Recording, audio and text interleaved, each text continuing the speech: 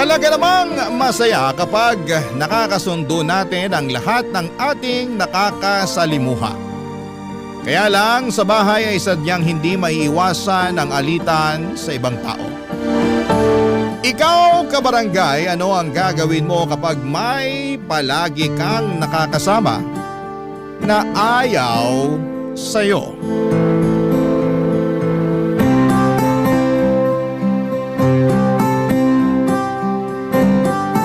Dear Papa Dudut, isa pong magandang araw sa inyo at sa mga kabarangay natin sa Barangay LS. Masaya talaga ang feeling kong makapagsulat sa inyo. Solid fan ako ng programa ninyong Barangay Love Stories na siyang inaabangan ko tuwing tanghalian. Kapag nakikinig nga ako'y nababalikan ko rin ang naging buhay ko. Naalala ko rin ang ilan sa mga pinagdaanan ko. Lalo na ang mga naranasan ko na masaya sa aking pakiramdam. Siya nga pala, Papa Dudut, ako po si Catalina, 65 anyos at tubong Nueva Ecija. Noong nasa tamang edad na ako ay lumuwas ako ng Maynila para makipagsapalaran at maghanap buhay. Taong 1977 ay nagsimula akong magtrabaho. Pumasok po ako noon sa isang tindahan ng school and office supplies at nakapwesto ito sa isang kilalang kalsada, ang tinatawag noong araw na Avenida.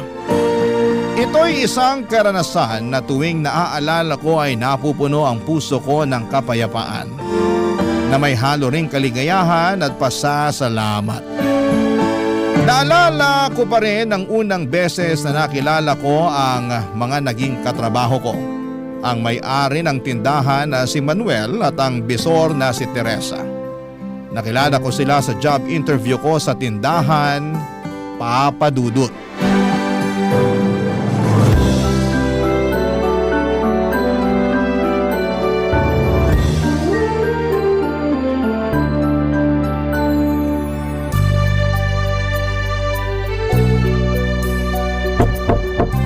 Pasok! Bukas yan! Magandang umaga po. Kayo po ba si Sir Manuel? Oo, ako nga. Ikaw ba si Catalina? Opo. Sakto, tinitingnan ko ngayon tong biodata mo. Opo ka. Bali ang ina-applyan mong posisyon ay cashier.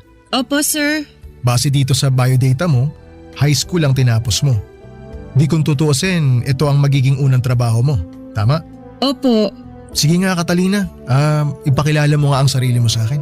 Ako po si Catalina, 18 years old, single, coming from the province of Nueva Ecija, Philippines.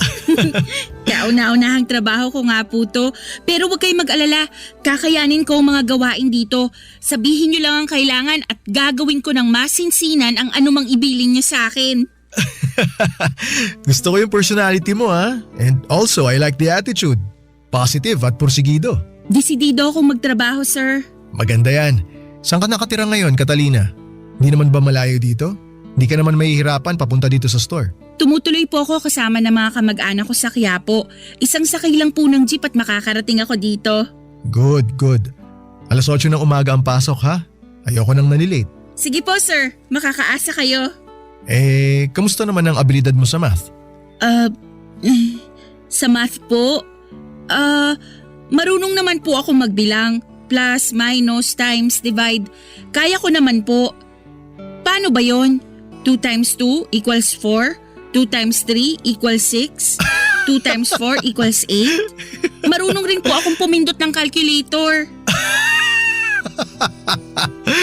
Alam mo, gustong gusto ko yung confidence mo ha? I like you. Huwag ka masyadong kabahan. Tuturuan ka naman namin dito kung ano yung mga gagawin mo. Sige po. Ang gusto ko lang maayos magtrabaho. Ha? Pag may pinagawa sa'yo, gawin mo ang best mo. Ayusin mo ang pagbibilang ng bayad ng mga customer, pati na rin ang pagsusukli sa kanila. Pagkatapos nun, wag na wag mong kakalimutan na iabot sa kanila ang resibo. At isa rin sa mga requirement dito sa store, dapat palagi kang nakangiti. Okay? Di ko po makakalimutan ngumiti, sir. Yan, ganyan nga. Alam mo naman siguro ang business namin, tindahan to ng school supplies at office supplies. Pagpasok mo pa lang, kitang-kita mo na yung mga nakadisplay, di ba?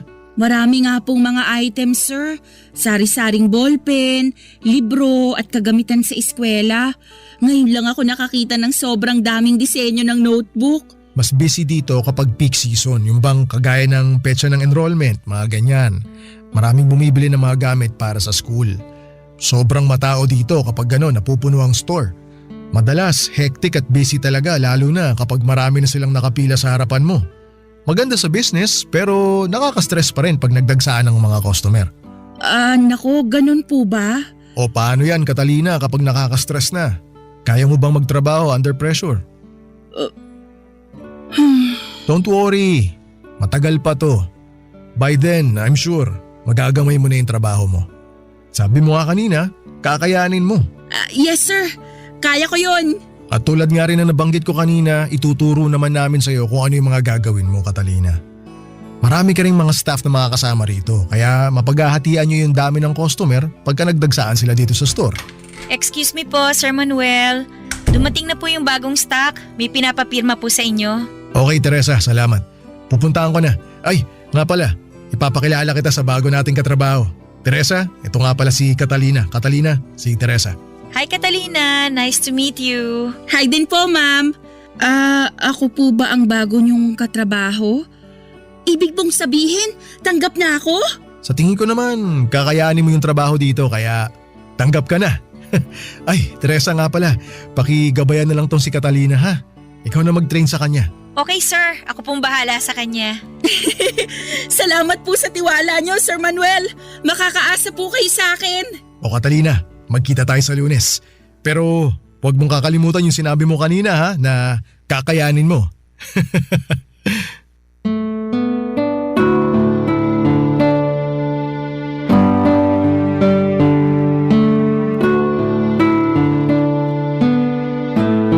Papadudot ang laking tuwa ko noong nagpakita si Manuel ng tiwala sa akin at tinanggap niya ako para sa kanyang store. Bitbit ang pag-asa ng panibagong yugto sa aking buhay. Inasikaso ko ang mga requirements bilang new hire at inayos ang iba pang mga kailangan para sa trabaho. Naalala ko pa noong nagpasukat ako para sa uniform ko, Papadudot. Nagpunta pa ako sa underpass sa ilalim ng Claro M. Recto Avenue, kung saan ay may hilera doon na puro mga mananahe. Marami kasing eskwelahan sa dakong yon ng Maynila kaya maraming paggawaan ng uniform at kaya rin may mga tindahan ng school supplies kagaya ng pinasukan ko. Pagsuot ko ng work uniform at pagtingin sa salamin ay nakaramdam ako ng pagka-proud sa sarili ko. Malinis tingnan ang suot ko at mukha kong profesional. Nabuo ang pakiramdam na nasa Maynila na talaga ako at may marangal akong hanap buhay dito. May pagkakabalahan akong bago na siyang hakbang rin na ikagaganda ng buhay ko. Dumating ang unang araw ng pagpasok ko sa tindahan, Papadudot. Sinalubong ako ng itinakda na gagabay sa akin sa trabaho na si Teresa. Sa pagkakaabalay, mabilis na lumipas ang oras hanggang sa hindi ko namalayang lunch break na pala. Magkasabay kaming magkakatrabaho na kumain habang katabi ko si Teresa na siyang kakwentuhan ko, Papadudot.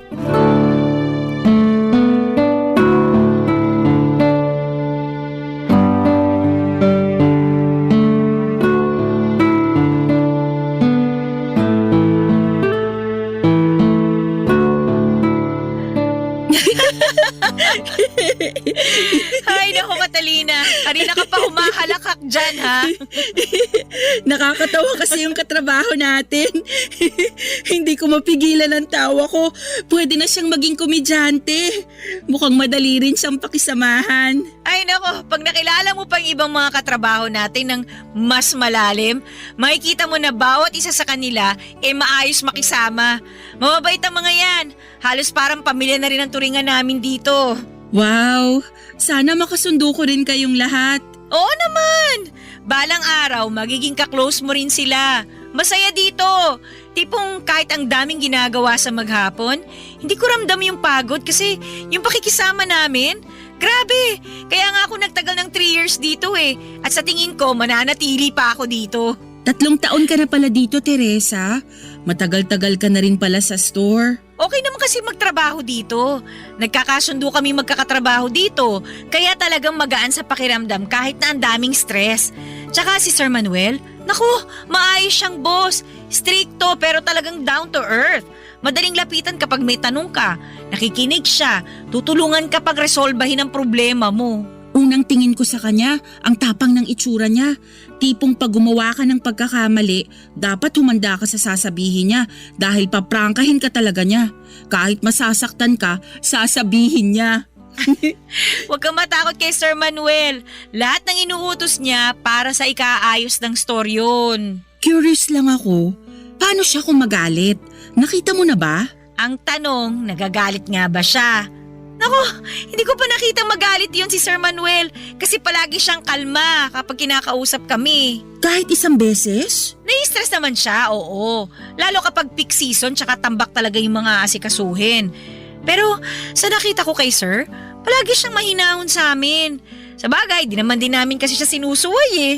Sa sinabi mong yan, nakahinga ako ng maluwag-luwag. Aayusin ko ang trabaho ko para walang masabi si Sir. Ang laki nga ng pasasalamat ko kasi nakapagtrabaho ako kay Sir Manuel. Maayos din magpasahod yon.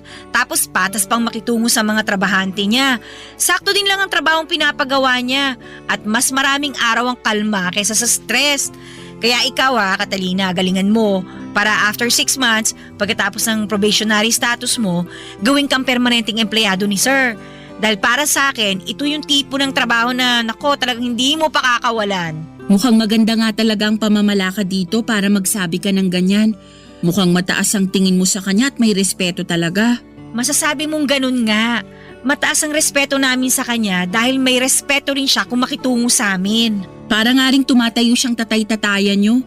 Siguro bilang tatay sa sarili niyang pamilya, mahigpit siyang dumidisiplina sa mga anak. Pero sa kabila nun, responsable siya sa pamilya at mapagmahal. Yun ang sa tingin ko.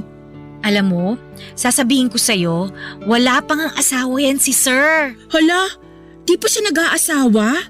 Binata pa pala siya at wala pang sariling pamilya? Mukhang malapit na siyang mag-50 anyos.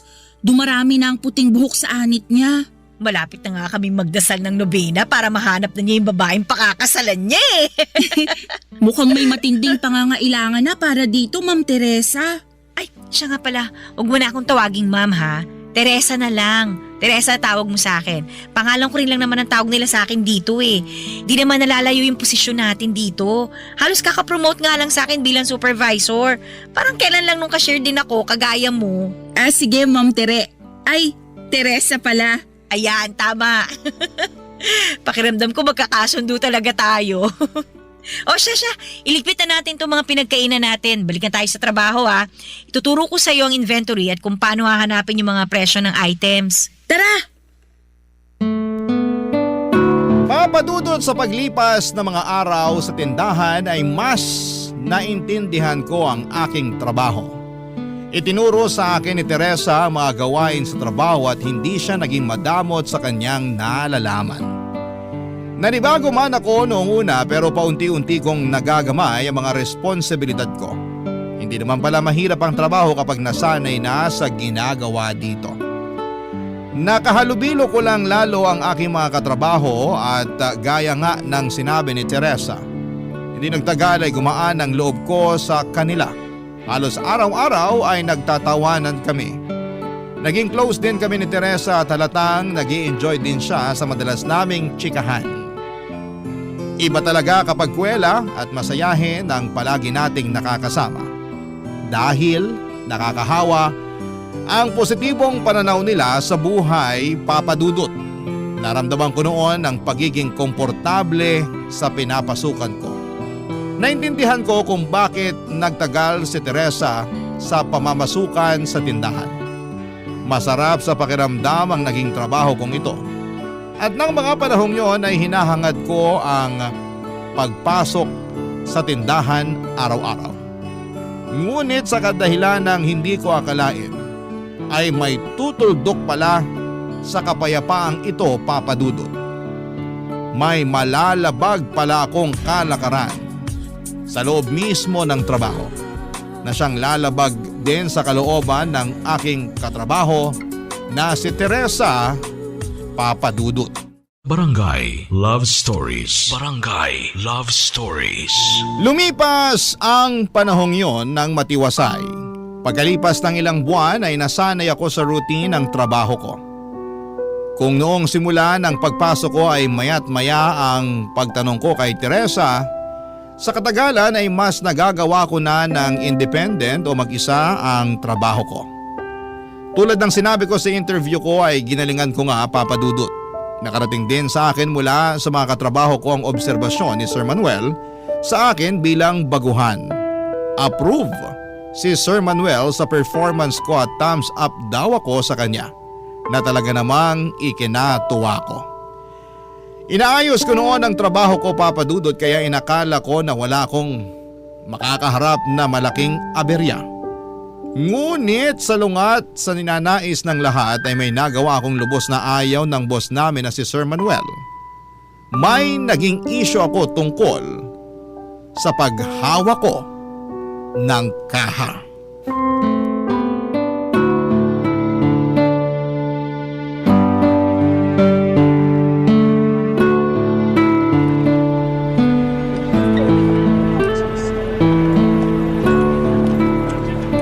Maraming salamat po sa pagbili nyo, sir. Ito po ang sukli nyo. Sa susunod po ulit. Next po. Hello, ma'am. Ito na po ang mga bibili nyo. Buo po ang pera nyo, ma'am. Baka po may barya kayo. Wala po. Naku, sandali lang po, ma'am, ha. Kulang po yung panukli ko dito. Babalikan po kita. Paano kayang gagawin ko? Ako lang ang kahera ngayon dahil absent ang kasama ko. Bakante pa nga ang pwesto niya. Ay, alam ko na. Kukuha na lang ako ng panukli sa kaha niya. Di kasi nagbubukas ang kaha pag walang naibebenta. Dapat kasi may pinapunch muna na item sa kakusang magbubukas to. Pero naalala ko may tinuro sa akin si Teresa eh.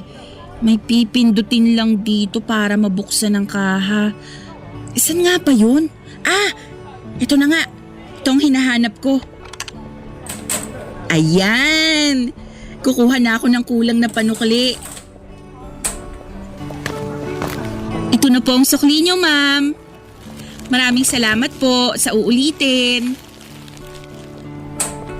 Ay, sa wakas naubos din ang customer. Ako na lang ulit ang mag-isa sa counter ngayon. Catalina, Hi Sir Manuel. iwan mo na muna yung kaha. Kausapin kita sandali. May tatanong lang ako sa'yo. Ano po yan, sir? Nakita ko na nanggaling ka sa kabilang counter Opo sir. Bakit ka nanggaling doon? Ano po kasi sir? Buo po kasi yung perang pinambayad nung kabibili lang. Pagtingin ko po sa kaha ko, kulang na po ang nandito para masuklian siya. O tapos? Naisip ko baka may sapat na barya sa kabilang kaha. Kaya Kaya ka pumunta sa kabilang kaha kasi walang tao doon. opo, O pagbalik mo sa pwesto mo, nasuklihan mo yung customer. opo. Gusto ko lang na malinaw ang pagkakaunawa ko, Catalina. Ha? Nakakuha ka ba ng panukli sa kabilang kaha? Opo sir. Paano? Nabuksan mo yung kabilang kaha? Nabuksan ko po sir. Bakit po? May problema po ba? Paano mo mabubuksan yun? Hindi naman pumasok yung kahera na dapat nakapwesto dun sa kabilang kaha. Hindi nabubuksan ang kaha ng basta-basta. Sino nagturo sa'yo kung paano buksan yun? Si Teresa po, sir. Sabi niya po sa akin, pag pinindot sa kaha ang may nakasulat na no sale, magbubukas to kahit wala pang nakapunch na item. Naalala ko yon kaya nakakuha ko doon ng panukli. Si Teresa nagturo sa'yo? Ay, Catalina, hindi mo ba alam na bawal buksan ang kaha kapag walang benta? Ha? Bawal po? Hindi mo ba alam na mahigpit kong ipinagbabawal na mabuksan ang kaha na nakatoka sa ibang tao? Lalo na kapag walang pahintulot galing sa akin. Hindi ko po alam Sir Manuel. Hindi ko po alam na bawal ang ginawa ko. Akala ko po ayos lang dahil sakto lang po ang kinuha ko para may panukli sa customer. Wala na po akong kinuhang sobra pa, sir. Bilang kasi yung perang nasa bawat kaha, Catalina. Paano pag nagkulang yung pera tulad ng ginawa mo kanina? Kumuha ka ng pera sa kabilang kaha, ipinanukli mo. Paano pag nakalimutan mong ibalik yung perang kinuha mo sa kaha? Bilang nga yung pera. O sino sisisihin ko? Siyempre, yung huling tao na gumamit ng kaha. Hindi ba? Di ba pinaalala sa'yo ni Teresa na bawal yung ginawa mo? Hindi ko po maalala, sir. Teresa! Halika nga rito sandali! Sir, tawag niyo po ako? Nagbukas tong si Catalina ng kaha na hindi naka-assign sa kanya. Ikaw daw ang nagturo sa kanya kung paano buksan ang kaha na wala pang benta. Pero sinabi mo ba sa kanya na bawal magbukas ng kaha na nakatoka sa ibang tao? Ano po? Catalina, hindi ko ba pinaalala sa'yo yun? O ngayon Catalina, uulitin ko yung tanong. Alam mo ba na bawal buksan ng kahang nakatoka sa iba? Akala ko po pwede dahil may dahilan naman po ako. Kumuha lang po ako ng panukli sa kabilang kaha dahil nagkulang po ako sa barya. Sapat lang po ang kinuha ko para may panukli. Hindi ko rin po naisip na magpaalam muna sa inyo. Sorry po talaga, Sir Manuel. Hindi ko na po uulitin to. Alam mo Teresa, sa tingin ko nakalimutan mong ipaalala sa kanya yung bagay na yun eh. Dapat alam din ni Catalina lahat ng mga proseso natin dito. Lalo na sa paghahawak ng pera. Buti na lang nakita ko na kumuha siya ng pera dun sa kaha. Paano ko nakalimutan yun? E di nagkagulo na. Sir Manuel, kung nandito pa ako kanina kasama si Catalina, mapapaalala ko po yun sa kanya. Siguro palaging nangyayari yan ano. Hindi ko lang alam kasi hindi ko pa nakikita. Uulitin ko Teresa ha, mahigpit kong ipinagbabawal yung ganong gawain. Huwag mong kalimutan na ibahagi yan sa lahat ng staff natin. Ikaw ang supervisor dito, kaya dapat hindi ikaw ang unang sumusuway sa mga patakaran ko. Hindi ko naman po alam na… Magsilbing warning to sa inyo ha, Teresa. At siguraduhin mo na alam ni Catalina lahat ng mga patakaran natin dito. Ayoko nang mauulit to. Naiintindihan nyo? Opo, sir. Papadudot mula noong nangyari ang insidenteng ito ay naging mainit ang mga mata ni Sir Manuel sa aming dalawa ni Teresa. Yun bang kinailangan namin na muling patunayan ang sarili namin sa kanya? Naging mahigpit din po lalo kay Teresa si Sir na lubos niyang ikinayamot. Dahil sa mga nangyari ay kapansin-pansin na nagbago ang pakikitungo sa akin ni Teresa. Nasa punto na iniiwasan niya ako kapag nagkakasalubong kami sa tindahan.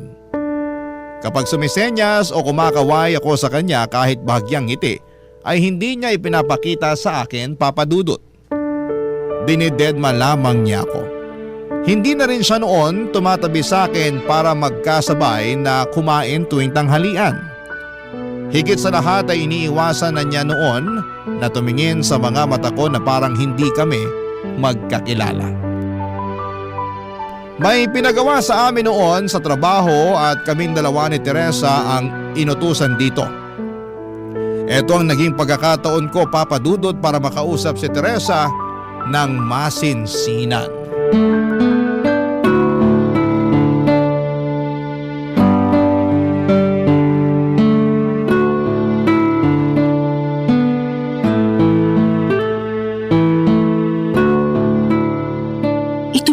Bagong items. Mag-shelving na tayo, Teresa. Ilalabas ko na mula sa kahon ng items. Iligpit na natin at i-display ang mga bagong produkto. Ang gaganda pala nitong mga panulat. Sari-sari ang makukulay na disenyo. Sigurado akong papatok to sa mga bata. Tignan mo, Teresa, oh. May naka-imprenta pa dito na usong cartoons ngayon. Ayaw mo bang tignan? Siguro hindi ka interesado. Saan tayo ilalagay? Ha? Ano, dyan lang. Kasama ng mga ballpen. Sige, Teresa. Tama bang pagkakalagay ko, Teresa? Nilagay ko ang mga lapis sa tabi ng mga ballpen. Ayos ba to? Ayos na yan. Ayusin ko na lang mamaya pag mag-isa na lang ako dito. Ako na lang mag-aayos, Teresa. Para hindi ka na mahirapan. Maganda na bang pagkakaayos ko sa mga lapis? Ay, ako na sabing bahala dyan eh. Pabukas na lang ng mga kahon. Sige, Teresa. May gusto akong ikwento sa'yo, Teresa. Matatawa ka. Gusto mong pakinggan? Ay, parang hindi ka pa rin interesado. Ayan, tapos ko nang i-display ang mga kailangan. Ayos! Teresa, nagsishelving ka pa rin. Mukhang marami ka pang kailangang i-display ah. Gusto mo tulungan kita? Hindi na, kaya ko na to.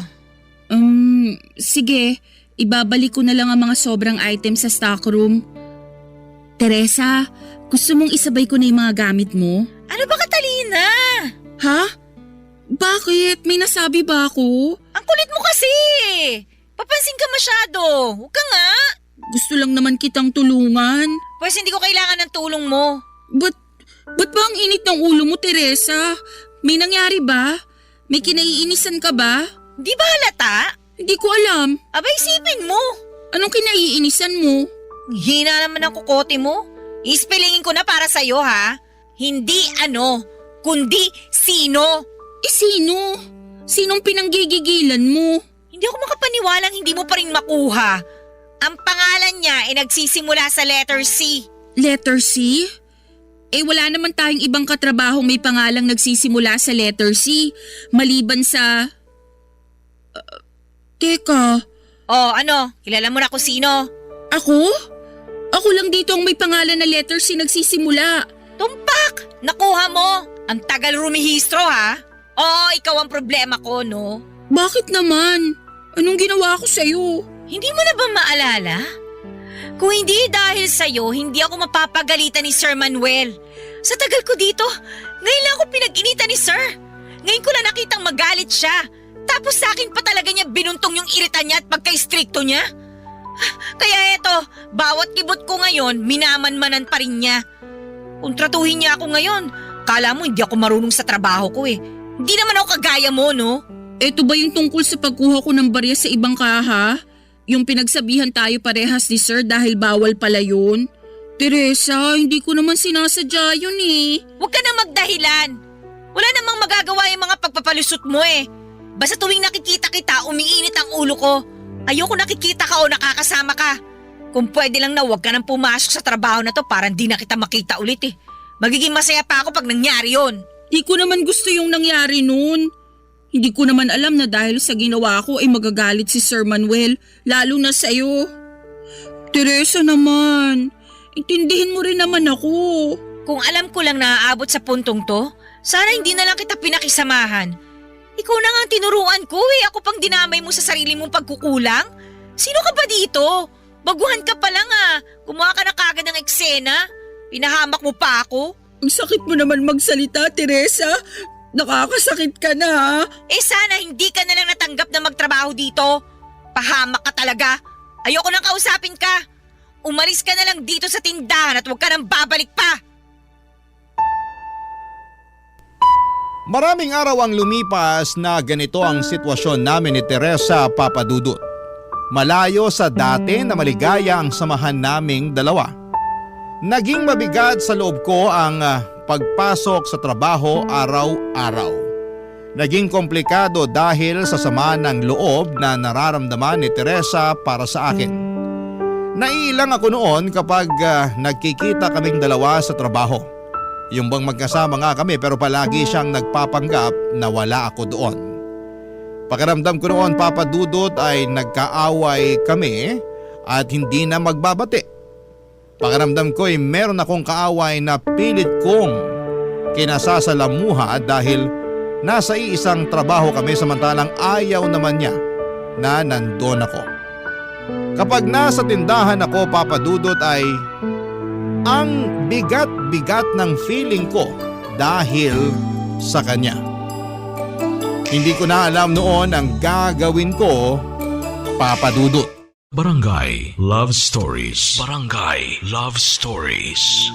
Papa Dudut, dumating sa punto na nahihirapan akong kumbinsihin ang sarili ko na pumasok pa sa trabaho. Dahil ito sa sitwasyon namin ni Teresa. Tuwing umaga ay hirap akong gisingin ang katawan ko na para bang labag sa akin na bumangon. Haharapin ko na naman kasi ang isang araw na kailangan kong pakisamahan si Teresa. Sa isip ko noon, kapag pumasok ako ay mararanasan kong muli ang malamig na pagtrato sa akin ni Teresa. Masakit sa kalooban ko ito, Papa Dudut. Madalas sa pag-uwi ko mula sa trabaho ay wala ako sa wisyo na nasasabayan ng pag-iyak ko bago matulog. Sumagi sa isip ko, Papa Dudut, na sumuko na lamang at maghanap ng ibang trabaho para hindi na muling makasalimuha pa ang isang taong ayaw naman po sa akin. Pero alam mo, Papa Dudut, may pakiramdam ako noon na ito'y pagtatampo lamang ni Teresa. May bahagi sa akin na naniniwalang lilipas din po ito. Naguguluhan ako noon paano nga ba re-resolbahin ang problema ko. Ang tanging ninanais ko lamang noon ay ang magkaayos kami ni Teresa at buong puso ko itong hinangad, Papa Dudut. Nagpasya ako na hindi maaaring magtagal ang ganitong sitwasyon naming dalawa. Nag-isip ako ng paraan upang maresolba ang aming pag-aaway, Papa Dudut.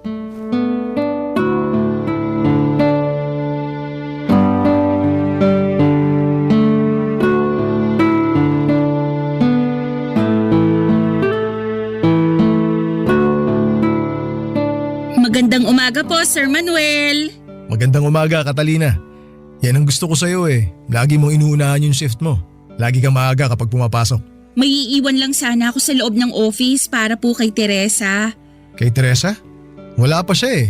Pero siguro maya-maya lang nandito na yon. Yun nga po, may sorpresa po kasi ako para sa kanya, kaya sinadya ko pong dumating ng mas maaga ngayon para hindi niya ako maabutan. Yung sorpresa mo ba para sa kanya eh, yung hawak mo? Opo sir, iwan ko na lang po sa lamesa niya habang wala pa siya. Pwede ko pong puntahan yung pwesto niya? Oo naman. O sige, ilagay mo na sa pwesto ni Teresa yan. Banda ron sa bintana para madali niya makita yung mga bulaklak. Ngayon ko lang nalapitan ang pwesto ni Teresa. Ang ganda naman ng pagkakaayos niya sa mga nakadisplay sa lamesa niya. Iniwan ko na po yung regalo, Sir Manuel. Salamat po sa inyo. Nako, walang problema. O paano? Mauna na muna ako sa iyo ha. May mga aasikasuhin pa kasi ako ngayong umaga. 8:00 na. Ayan na si Teresa, parating na siya. Papasok na siya sa loob ng office. Oh, ano to? Catalina, ano tong iniwan mo sa pwesto ko? Nagustuhan mo ba? Ba't ka nag-iwan ng isang kumpol ng mga bulaklak sa lamesa ko? Tuwing dumadaan ako sa office, lagi kong napapansin ang pwesto mo, Teresa. Sa ibabaw kasi ng lamesa mo, may paso na palaging may sariwang bulaklak. Tumatak na sa isip ko na mahilig ka sa mga bulaklak.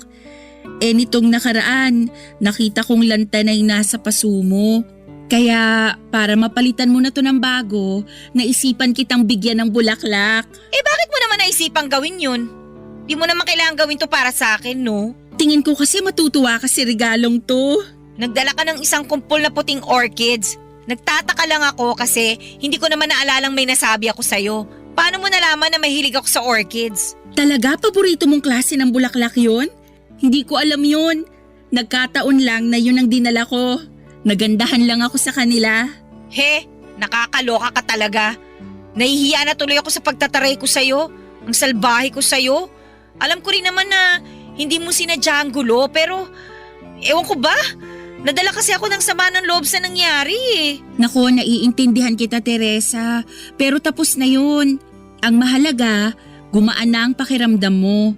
Kasi habang magkasama tayo sa iisang lugar, may pagkakataon para resolbahin ang anumang problemang namamagitan sa atin.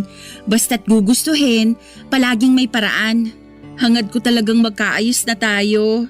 Ganong kahalaga ang pagkakaibigan natin para sa'yo? Oo naman, Teresa. Ang saya mo kayang kasama. Sobrang namimiss ko na yung kulitan natin. Sabik na akong bumalik tayo sa dati nating pagsasama na puro tawanan lang. Bale, nagustuhan mo ba yung sorpresa ko para sa'yo? Hindi. Ha? Kala ko ba mahilig ka sa orchids? Hindi dahil doon. Baka akala mo lang kasi na okay na tayo. Hindi pa tayo bate, no? Bakit naman? May hindi ka pa sinasabi sa akin eh. Na ano? Yung kung saan ang galing itong mga niregalo mo sa akin ng mga bulaklak. Sang lupalop mo ba ito nadampot? Ang gaganda ah.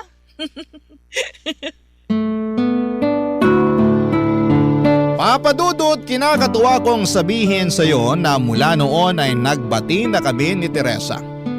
Muli ay pinapansin na niya ako at nag-uusap na kami ng kagaya ng dati at nagbibiruan ulit kami na parang noong dati. Pinatawad niya ang pagkakamaling nagawa ko sa kanya. Kinalimutan na namin ito at napalitan po ito ng puro masasayang alaala sa aming dalawa. Bumalik ang gana ko sa pagpasok sa trabaho dahil muling nagkaroon ng kapayapaan sa loob ng tindahan. Nakita rin ng mga katrabaho namin ang pagbati namin ni Teresa at masaya sila para sa amin. Pakiramdam ko na mula noong nagbati uli kami ni Teresa ay naging mas close pa kami kesa sa dati.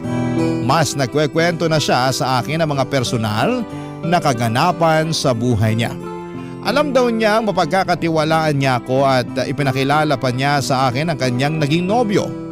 Sinong mag-aakalang mula sa pagtataray sa akin ni Teresa ay mauwi sa pag-i-invite niya sa akin sa kasal nilang dalawa. Siyempre Papa Dudut, hindi ko palalagpasin yon. Kasama mga katrabaho namin ay dumalo kami sa espesyal na okasyon ng matalikong kaibigan na si Teresa, Papa Dudut.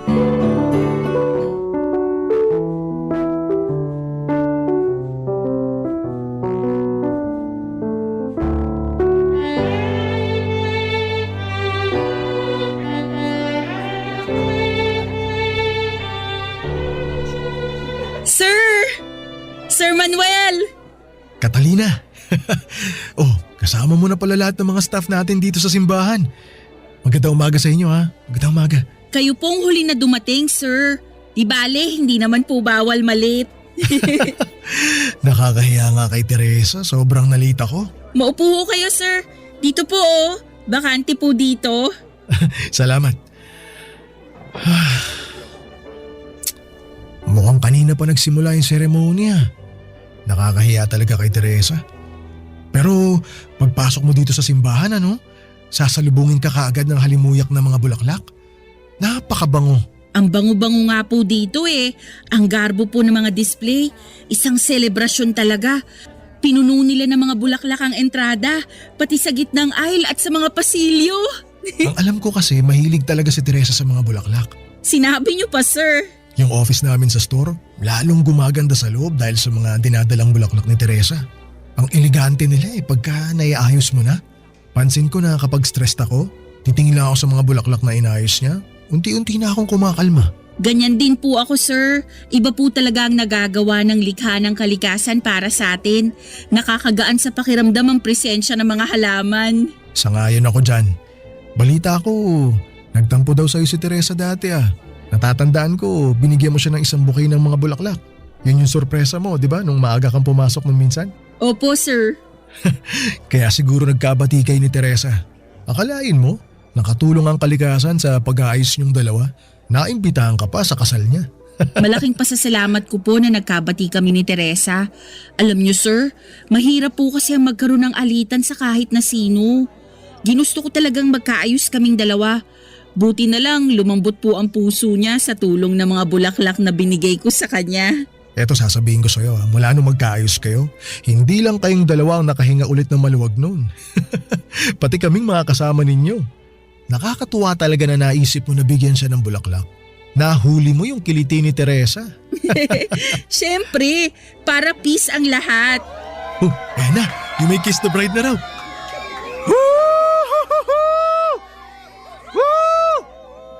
Ay, ayan na sina Teresa, palabas ng bagong kasal.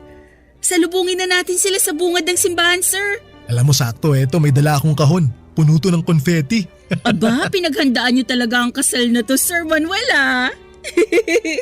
Ano pong laman nito? Ano to? Bale mga punit-punit ng papel to galing sa office. Basura na sana may silbi pa pala. Kaya dinala ko na. Pagdating ng bagong kasal, ibuhos natin to sa kanila. Yan, tama-tama. Palapit na sila dito. Okay, 1, 2, 3. Congratulations, Teresa! Teresa, congratulations sa inyong dalawa. Kasal na ako, guys! Ibabato ko na tong bouquet na hawak ko, ha? Kung sinong sumalo nito, siyang susunod ay kakasal. Catalina, saluhin mo, ha? Sige, Teresa, ready na ako. Okay, 1, 2, 3!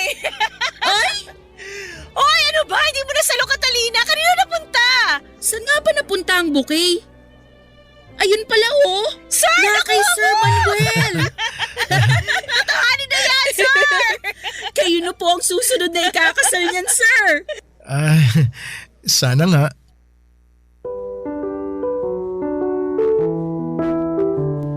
Papadudot mula ng kinasal si Teresa ay hindi nagtagal ay nakahanap nga si Sir Manuel ng babaeng mamahalin. Balita ko ay nagkatuluyan si Sir Manuel at ang nakilala niya, Papadudot, at nagbuo sila ng pamilya. Sa katagalan ay nagkanya-kanyang landas kami ni Teresa. Pinagtuunan na namin ang sari-sarili naming pamilya. Ngunit sa matagal na panahon mula noon ay nanatili ang komunikasyon namin. Kapag may bakanting oras ay nagagawa naming magtsikahan sa telepono, nag-uusap na katulad lamang noong nasa trabaho pa kami. Sa ganitong paraan ay parang magkasama pa rin kami sa aming mga karanasan bilang mga nanay at sa pagpapalaki ng aming mga anak. Hindi ko inakala noon na magiging ganito kalalim ang pagkakaibigan namin ni Teresa kahit minsan ay nagkalamat sa aming dalawa. Mula sa taus-pusong kagustuhan kong magkaayos kami ay nabiyayaan pa kami ng higit pa dito. Ang tunay na pagkakaibigan na panghabang buhay. Papadudot, totoo na ang mabuting pakikisama sa ating kapwa ay parang bulaklak na maaaring mamunga ng labis pa sa ating inaasahan. Hanggang dito na lamang po ang kwento ko, Papadudot. Maraming salamat kung sakaling mapili po ninyo ang sulat ko para sa programa ninyo.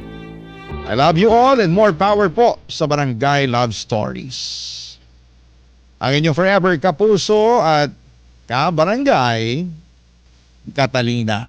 Barangay Love Stories. Barangay Love Stories. Nakakaantig naman talaga ang ating kwento. Ikaw ba, kabarangay? Nakarelate ka ba sa story natin ngayon? Kwentuhan naman tayo dito sa comment section. Nagustuhan ng iyong napakinggan? Ituloy yan via live stream sa www.gmanetwork.com/radio. Barangay LS 97.1 forever.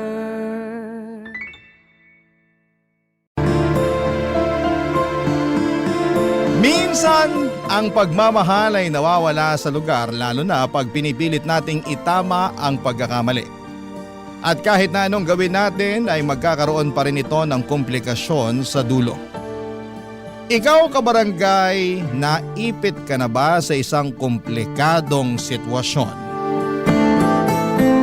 Dear Papadudot, magandang araw sa inyo at sa mga kabarangay natin na nakatutok sa Barangay Love Stories. Isa ako sa mga libu-libo ninyong tagapakinig at panatiko ng inyong programa sa radyo. At napasulat ako upang humingi ng payo sa mga kabarangay natin ang sitwasyon ko sa aking kapatid na si Edric. Hindi niya tunay na pangalan. Pero bago ang lahat ay magpapakilala muna ako.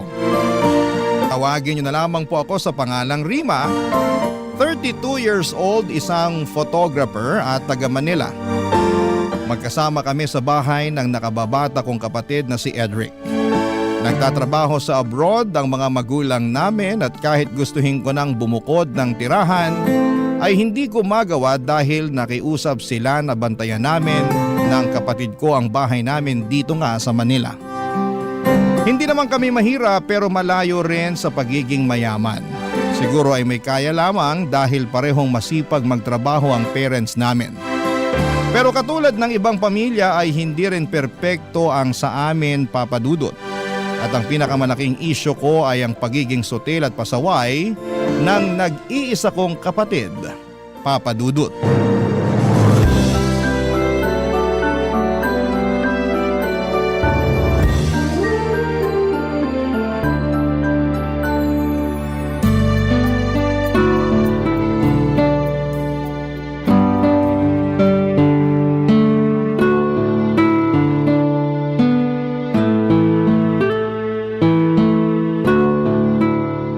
Kainis naman tong engot kong kakampi.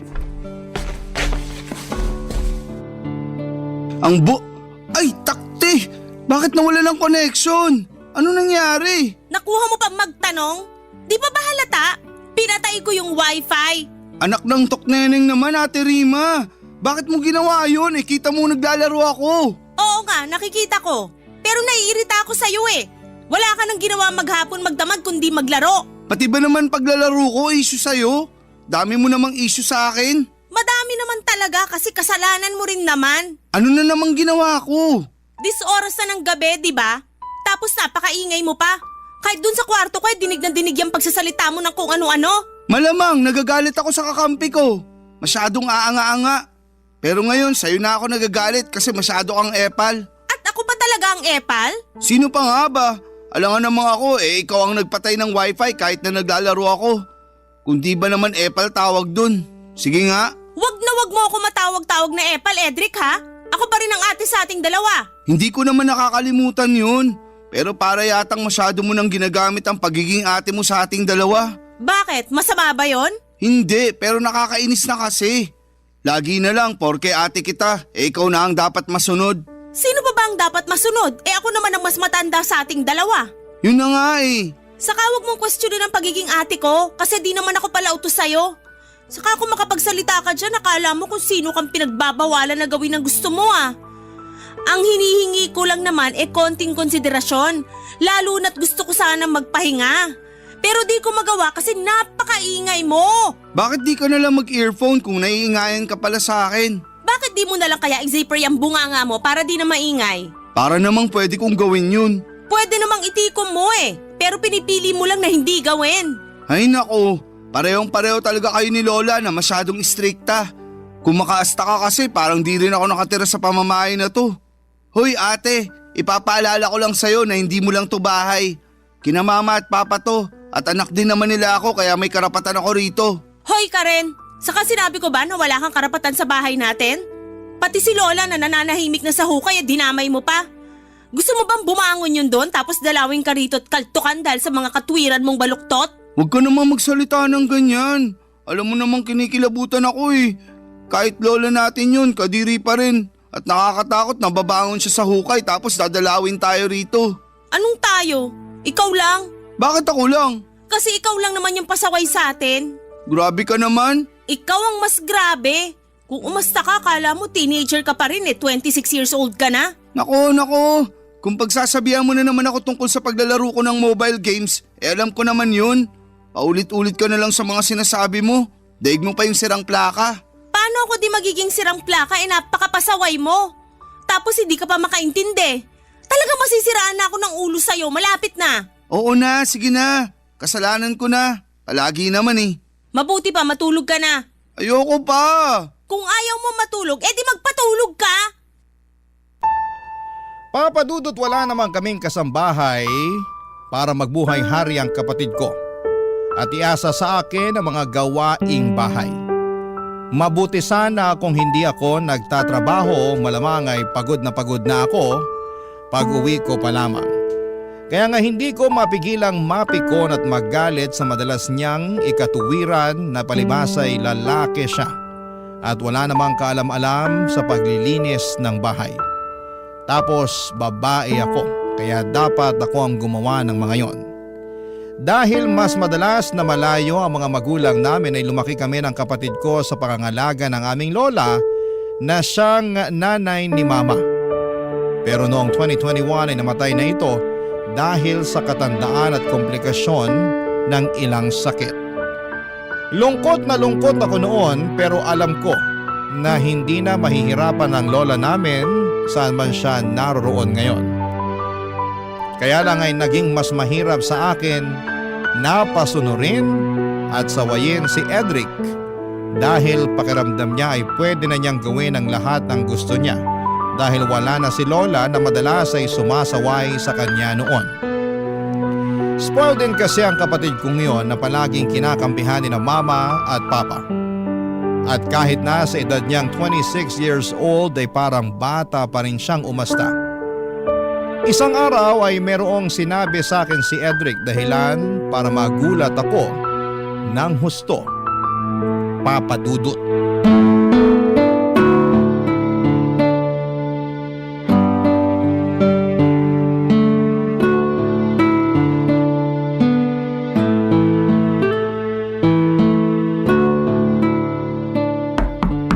Bukas yan. Ate Rima, busy ka ba? Medyo. Marami